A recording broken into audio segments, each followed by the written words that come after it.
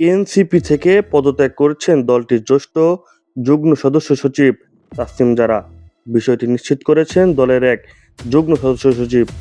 একই সঙ্গে তিনি আসন্ন জাতীয় সংসদ নির্বাচনে ঢাকা ৯ আসন থেকে স্বতন্ত্র প্রার্থী হিসেবে প্রতিদ্বন্দ্বিতা করার ঘোষণা দিয়েছেন।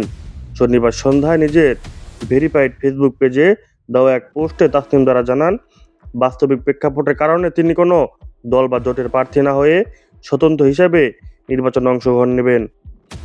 খিলগাঁওয়ে জন্ম ও বেড়ে ওঠার কথা উল্লেখ করে তিনি বলেন, মানুষের সেবা ও নতুন রাজনৈতিক সংস্কৃতি গড়ার অঙ্গীকার থেকে তিনি সরে যাবেন না। স্বতন্ত্র প্রার্থী হিসেবে আইনি বাধ্যবাধকতার কথা তুলে ধরে তিনি জানান, ঢাকা ৯ আসনে ৪,৬৯৩ জন ভোটারের স্বাক্ষর সংগ্রহ করতে হবে এবং এ কাজে এলাকাবাসীর সহযোগিতা কামনা করেন। পাশাপাশি আগের ফান্ডরাইজিংয়ে অনুদান দেওয়া ব্যক্তিদের অর্থ ফেরত দেওয়ার ব্যবস্থার কথাও তিনি ঘোষণা দেন। মোহাম্মদ আবির হাসান, ডেইলি টাইমস।